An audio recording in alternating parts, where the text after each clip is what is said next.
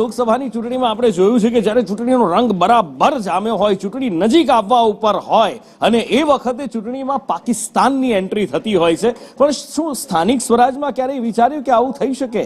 થઈ શકે. જો સરહદી જિલ્લો હોય તો ત્યાં પાકિસ્તાનની એન્ટ્રી પણ થાય અને આવું થયું પણ ખરું. ક્યાં, શું, કેવી રીતે?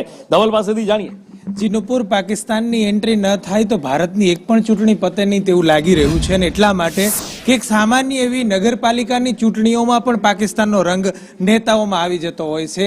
બરોબર પાકિસ્તાનથી નજીકનો જિલ્લો એટલે બનાસકાંઠા જિલ્લો અને ડીસાની અંદર નગરપાલિકાની ચૂંટણી છે ત્યારે જે છેલ્લું જનરલ બોર્ડ મળ્યું હતું ત્યારે એક ભાજપના કોર્પોરેટર કે ભાજપના નેતાએ આમ આદમી પાર્ટીના કોર્પોરેટરને એવું કહ્યું હતું કે ભાઈ તમે તો પાકિસ્તાની છો, જેને લઈને સમગ્ર મામલો ગરમાયો હતો.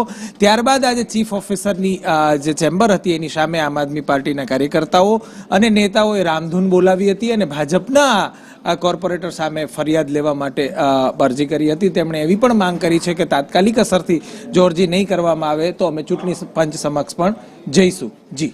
અને હવે પનીર